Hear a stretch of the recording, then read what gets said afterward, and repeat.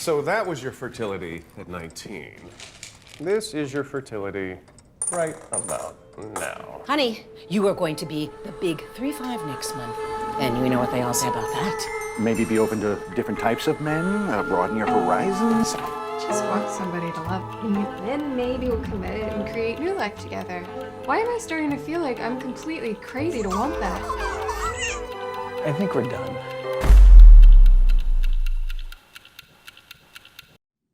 Hello and welcome. My name is Amanda Salazar. I am the head of programming and acquisitions from Argo. I am so excited to be here with the writer, director, and producer of Freeze, Maya Albanese. Welcome, Maya. Thanks for having me. I'm so excited that we get to chat with you about your incredible short film. So I want to jump right in, and I always like to start with, kind of the beginning, the seed of the story. So can you tell us where this project started for you? I certainly will. It's an easy answer because I pretty much pulled it from my own life. I think it's the most honest film I've ever written and made.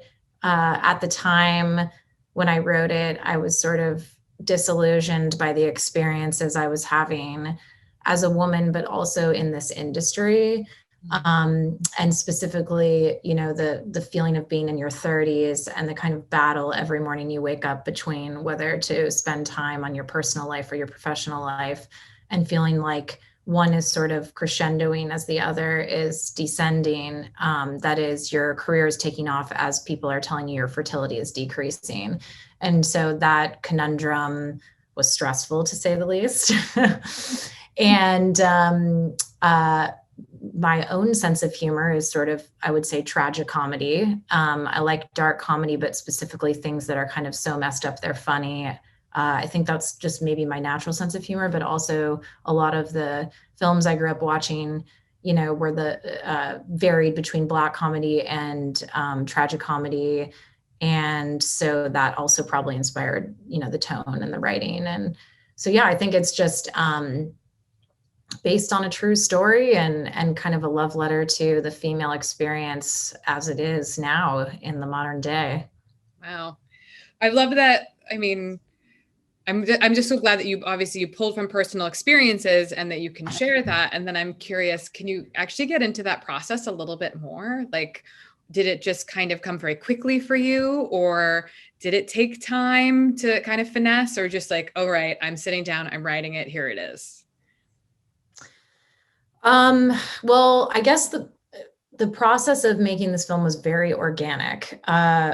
Which is an interesting sort of case study. And, if you're trying to make films, sometimes I think when things are really forced, or maybe you're writing something because you want to get it made so badly, or you think it's what people want to see, or you think it's what'll sell, maybe it doesn't work as well. Because this film, I really didn't write it thinking even necessarily it was going to get made. Again, I was just kind of writing it as catharsis, as trying to translate the things I was experiencing in my life into something entertaining.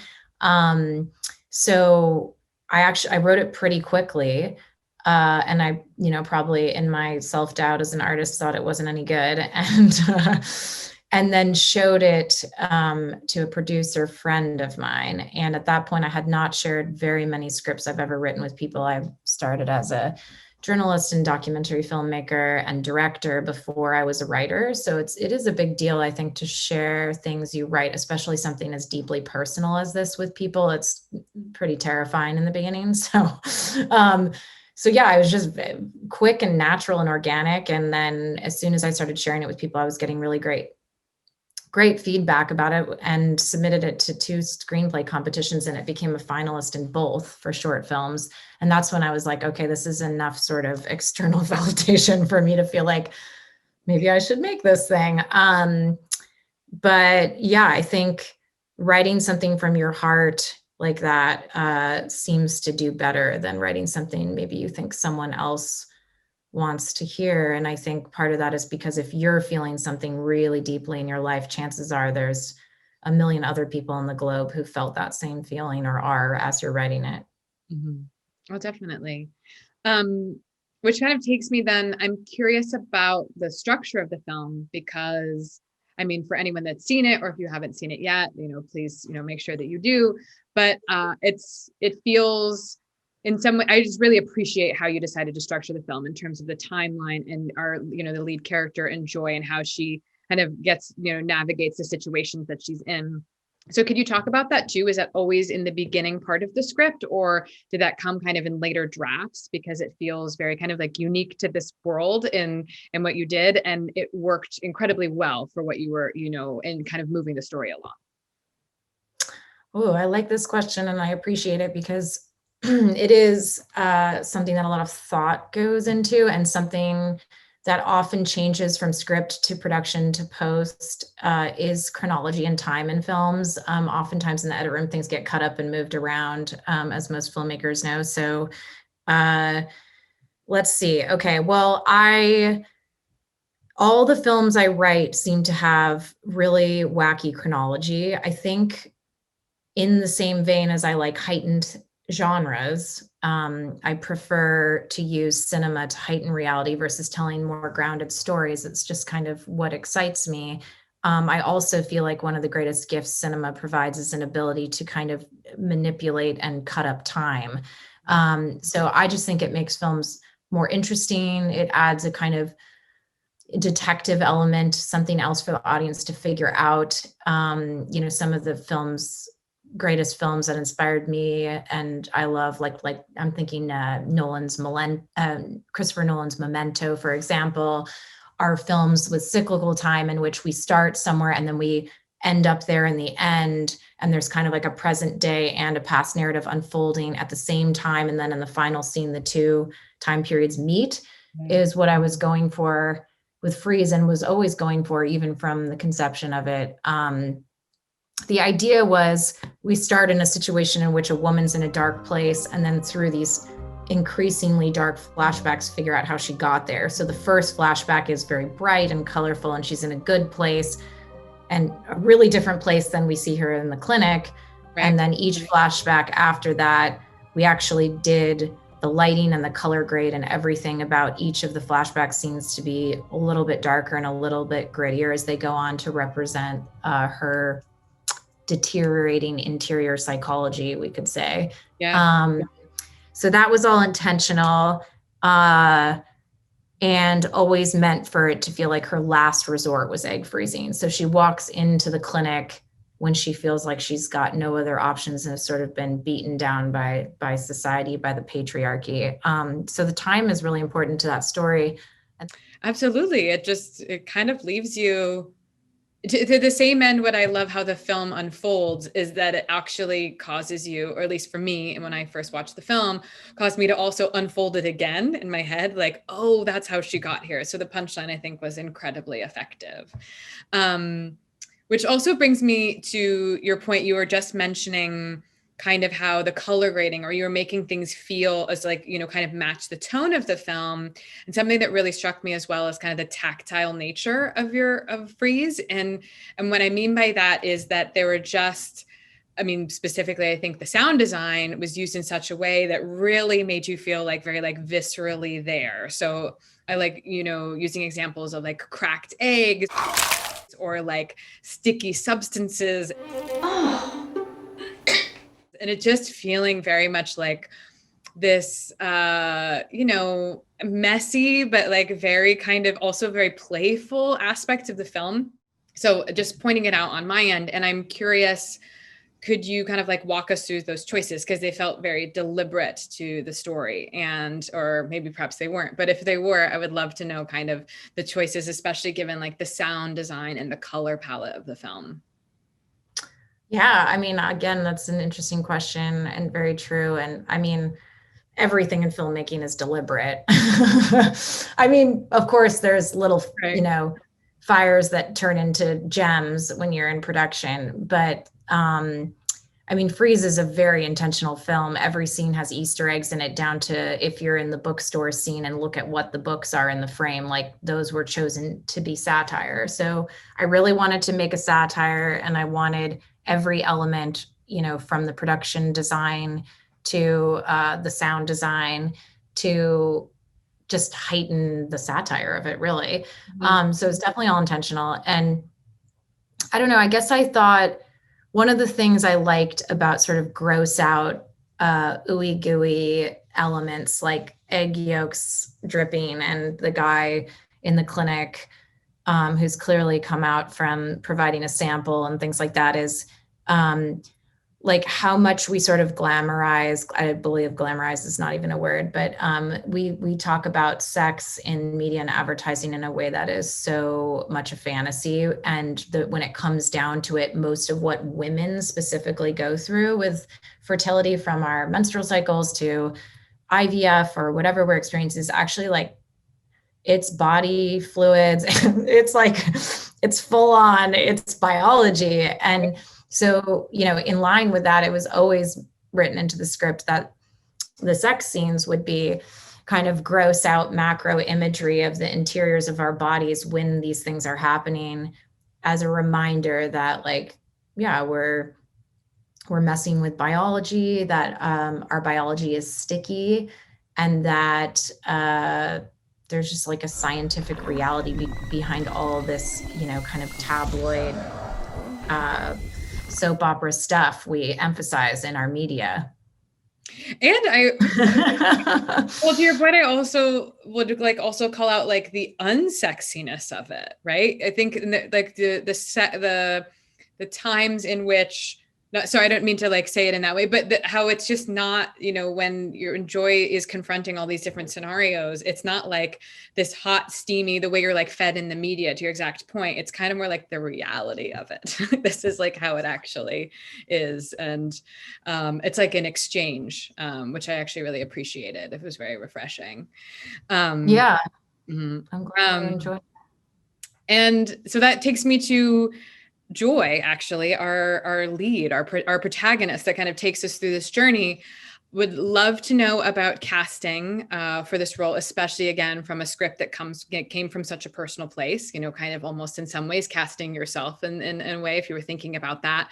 And then, you know, a follow-up question, of course, is about kind of filling out the rest of the cast and what that process was like. So could you first start with like casting Joy? Yeah. You know, I never once ever thought of Joy as me or thought of casting someone like me in that role. Even though I did pull the story from my own life experiences, very much so, that thought never really crossed my mind, because what I really wanted was somebody who could relate to the experience of Joy was important to me. We looked at a couple actresses who are just amazing actresses. Everybody knows they're happily married with 3 kids because they're famous, you know, and everybody knows that. And that's great. But I did love the idea of someone about the age of Joy, someone who could relate to the journey of the character in some way or another. And that is pretty much what happened. And I think it just made it so much more, not just believable, but it was just important to me as in directing it, that I felt like the person playing the role could feel what it was like to be Joy. So I was definitely looking for someone who was about 35 and not married with 3 kids yet and stuff like that. And then in addition, admittedly, it's a very difficult role to play because it was inspired by Voltaire's Candide, which was one of my favorite books when I was growing up that I read. That's a satire that was obviously very famous. So hopefully most people listening to this have read it. If not, go read it because it's amazing. And the whole point of it is a very optimistic character, the protagonist, who happens to be a man in Candide, as most protagonists throughout history have been. And he goes around the world just trying to love and do these things, and the world sort of takes a piss on him at every corner. And the point of the book is really Voltaire satirizing what he felt was completely wrong with what was happening in the world at that time. So I wanted a lead character who was optimistic and sweet and in some ways a little bit passive maybe, but by way of what these caricatures of the secondary characters are caricatures mostly of men around her would say about the patriarchy and about how women are treated. So I needed someone who had like very expressive face and eyes and could convey a wide range of emotion with just their face, and was, you know, obviously that was gonna look amazing in a wide angle anamorphic lens and things like that. And so, I mean, Nora's just perfect. So yeah. Do you smoke?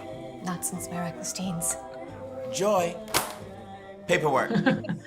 And which then takes us to the rest of the cast. Like you have these, you know, what pretty intense scenes for the rest of the cast that interacts with Nora. Can you talk about, you know, casting the, you know, everyone else that kind of fell into place in the project? Well, just like the writing and the making of the film in general, the casting process was really organic and kind of like a domino effect where we sort of got one actor and then another one, and then it just kind of all came together. And I think it was really important. I believe Nora and Adrian were the first actors we cast. And it was really important to me that there was just like a wide range within the cast on their kinds of performances, and obviously just diversity in general. And I think, you know, Rick and Mindy, who play her parents, are so incredible. They're friends in real life, and they just are like that in real life. Like, we didn't even need rehearsal or anything. They just are so funny and so naturally those people. So that was really fun. And they really felt like they could be Nora's parents. Maybe be open to different types of men, broaden your horizons. Look at me. Honey, you are going to be the big 3-5 next month. And you know what they all say about that. Okay. But yeah, I mean, I don't know how nuts and bolts you want to get, but with short films, it's a pretty different process than with a feature film. I mean, depending, I guess, on what kind of budget feature film you're making, but it is, I would say, kind of unusual to get name actors and as we did with Freeze, and it's just offer only. So you really, you pick who you love and you offer them the part. So that was how the process went. And one by one, we would never have an offer out to more than one actor at a time. So they have a chance to accept or decline. And if not, if they don't want to, we move on to the next person. So it wasn't, you know, a traditional casting process in the sense of weeks of auditions or anything. Right. Well, I mean, to that point of nuts and bolts, I think that's actually really helpful to anyone that's viewing from, so it's like a filmmaker or just curious about that process. Like, that's a really interesting, you know, to know about that, of you kind of identifying who would be good for the role and then offering it up to them. Which actually like then brings me to, I do want to get like a little bit deeper with, you know, you working maybe more particularly with Nora, and like to that point of that, the journey that she goes through of where she kind of starts and begins. Can you talk about kind of as a director and the writer, what, you know, how you worked with her on that, you know, development, and if she kind of brought it all herself? I'm kind of curious from your perspective, if you could expand on, I would say, your connection with the lead and directing her through the process.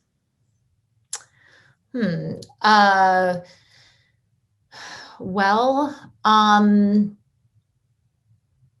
I mean, we definitely developed a friendship in addition to a working relationship, which I mean, if you have the opportunity to do, you should always take it with your lead actors, because you really want to get to know who they are as a person and how they're, you know, how they work, because every actor is different on set. Like, do they like to rehearse or do they not like to rehearse? You know, what are they comfortable with and not comfortable with? That's something, if we're talking about my process as a director working with actors in general, like, I just feel like the director's job should be to create a kind of safety nest for their actors. And so part of that is establishing a rapport before rehearsal and before you shoot, just letting them know that, like, you're on their team and getting to know them. So definitely did that with Nora, and which is easy because she's wonderful. And then in terms of the film, I mean, one of the things, the greatest shocks when you first start making narrative films or films in general, is this fact that very few films are shot in the chronology of the script. And so the character's journey is basically chopped up into bits, and they have to kind of turn it on and off according to the schedule. But we did take in schedule into consideration a bit in terms of like what would, not starting with the, not reversing the journey of Joy so much in the order we shot. But we did shoot what I would say is one of the most difficult days the first day. We shot her on the sofa on the front lawn and all that. And miraculously, it ended up raining on her. That's real rain.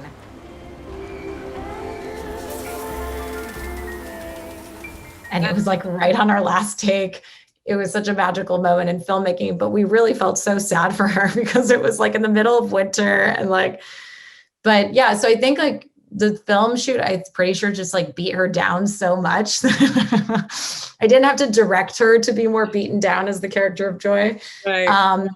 But another thing that was really a cool benchmark was the hair and makeup. So because the chronology was chopped up in the film, we always knew like what scene we were going into based on like how sad Nora's makeup was, like how much of the black makeup was running down her face. And I do think like the makeup and costume and all the, vanities and prep we do before each scene help actors get into who they're going to be in that scene.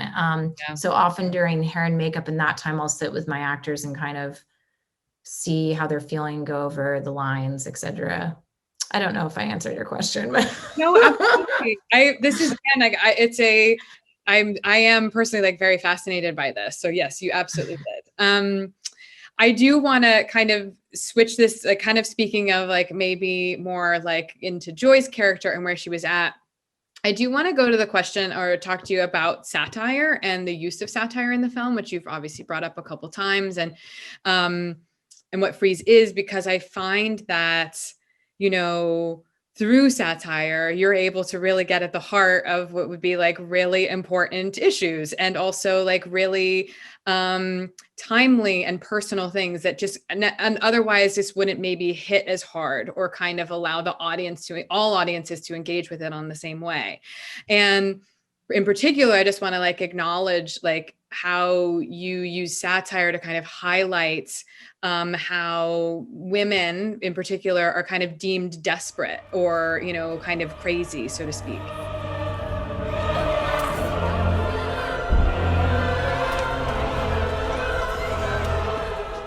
How you approach satire. I know you mentioned kind of, Voltaire and Candide, and that you're kind of the clearly like a foundation for you, but how do you as like a writer and director, because I think that's also held within the set as, kind of a tone, how you approach the balance of comedy with tragedy, and then ultimately kind of equating to a satire. Okay. It's big, broad, I'm sorry. I mean, I love satire. I can talk about satire all day. I feel like I grew up just loving satire, and Terry Gilliam was one of my heroes. And I think, satire is a spectrum. There's super dark satire where some people might not even pick up that it's satire, which is like a lot of Black Mirror, which is one of my favorite shows. But then there's also obviously like wacky political satire. So not all satire is created equal. And I think it is a very difficult genre, I think, for that reason, figuring out like what tone within satire do you want to hit? And then also making sure that the satire isn't offensive, but it can't not push boundaries or else it's not funny. I mean, that's where the satire comes from. So it's definitely, I think satire is harder than drama. I've done, in my commercial directing career, done quite a bit of emotional drama work, and I find satire to just be the most challenging, but also the most rewarding. And I think that part of the reason the Freeze script did so well and did get the caliber of talent in it that it did was because it was a satire. I think if I had told a straight up tragedy and grounded drama about this topic, about women's fertility, it wouldn't have felt as unique or entertaining or cathartic or actually, entertaining for men. The biggest surprise to us was how men just loved it, the script. And I thought men were going to think I was just taking a piss on them, but they loved it. So I was like, great. But I think that when you're doing satire, you get a little bit more poetic license to push boundaries and to poke fun and do those things, which I like and think again is like one of the joys of cinema as a medium to tell stories in and in general. But yeah, I think, well, tragic comedy, I don't know, like I guess you could do a tragic comedy that wasn't necessarily a satire. But again, I like this. It's so messed up. It's funny because I think we've all had those moments where we're like, our day is just comically bad. Like it gets so bad that it starts to get funny. Like we miss the train. And then because we miss the train, we get someone mugs us. And then after we get mugged, we realize we have no phone. And so we, miss calling our mother on their birthday. And then it's like, just becomes a joke, and I always pay attention to those moments because I feel like if you don't have a sense of humor, how do you get through life really? So yeah, taking something that's pretty serious topic that a lot of women deeply struggle with and have probably a lot of trauma around, and then finding a way to make it funny, to me, is the best way to process and feel catharsis and start a conversation. So it was always that. And yeah, I just think it's more probably the closest genre to real life is tragic comedy and dark comedy. I think pure drama and pure slapstick comedy are, well, both amazing also. And I love tons of movies in those veins. I think the most accurate reflection of reality is always going to be some blend of both. Yeah. Tragedy and comedy. To your comment, I just want to point out, you had mentioned like how, you said maybe even like start a conversation. And I'm curious, has this film, and I know like given festival runs were very different in the last year and a half, but like did the experiences that you did have to be able to show this film or premiere it in front of audiences, had there been conversations that have perhaps like stuck out to you, like people, how they connected with the film? Yeah, I mean, it has been a really weird year.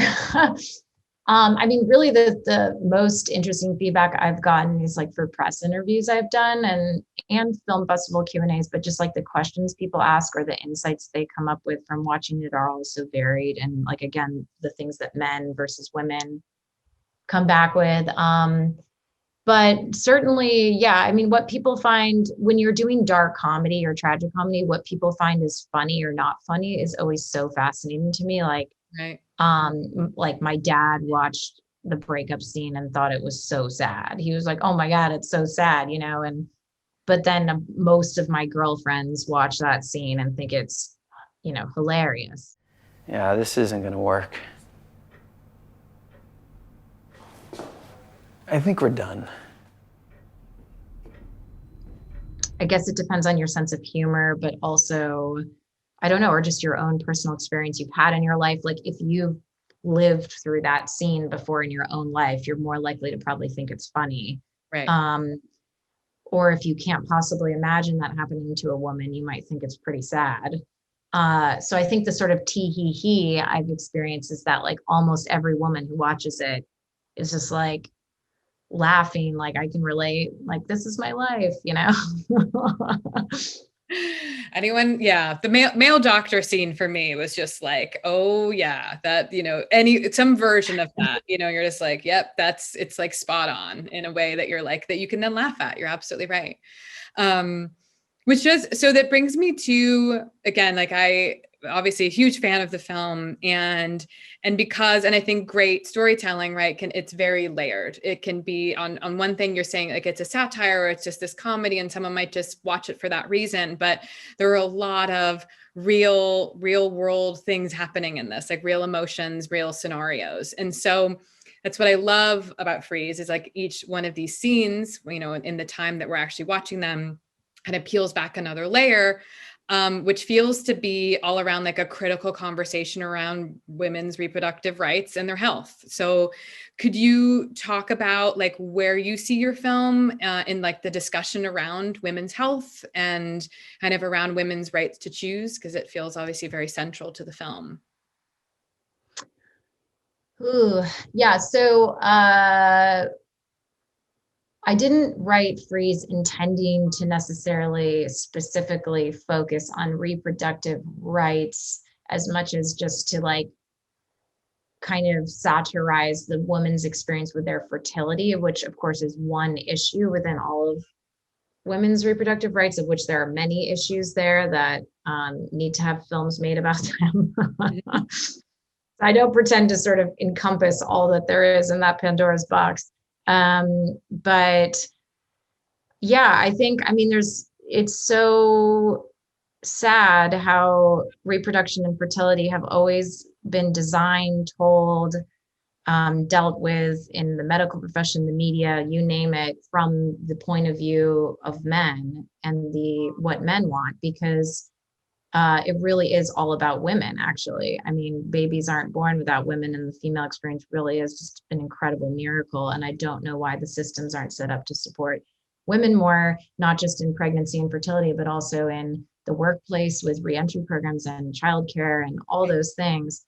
But yeah, I mean, I hope this makes people think about all kinds of questions that I ask myself every day about women's reproductive health and rights, like, why aren't there birth control pills for men? Like, if we can shut our fertility off with a pill temporarily, why can't men? You know, why is it usually defaulted to the woman when there's infertility in a couple? When I mean, who knows what the statistic is? I don't know, but my guess is that, you know, a large portion of infertility cases have to do with men, not just women. And why is there more of a stigma against women who choose not to have kids than a stigma against men who choose never to have kids? You know, I think all these questions should be considered and more stories should be told about them. And the world would be a better place if women were just supported more in their journey. And, you know, freeze doesn't work if the world was hunky-dory and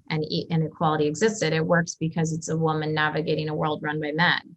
Right. And that is the world we still live in, despite lots of nice PR trying to say that it's not that anymore. So yeah, I mean, I hope it makes people think about all those things. And ultimately, at the end of the day, the woman gets pregnant and she's the one who has to change her life forever, no matter what, because of the pregnancy. And so why don't we have some better support for women in that position? I don't know. Yeah, I mean, and it might not be just for you to answer, but I will say that I am happy, like, watching it through your eyes and your lens and having these stories told from your perspective. I think, to your point, more films need to be made about all these subjects, but and really appreciate that you know, like I said, brought humor and like, it makes it accessible, and also just brought a character, a real, like, three-dimensional female character to life. And also in a short amount of time. And it's so moving. So thank you for that. Thank you. I'm so excited to have Freeze on Argo, and we hope that everyone here watching goes and watches Freeze or tells their friends to watch the film. And thank you so much, Maya, for joining us today for this lovely conversation. And thank you again. My pleasure. All right, bye-bye.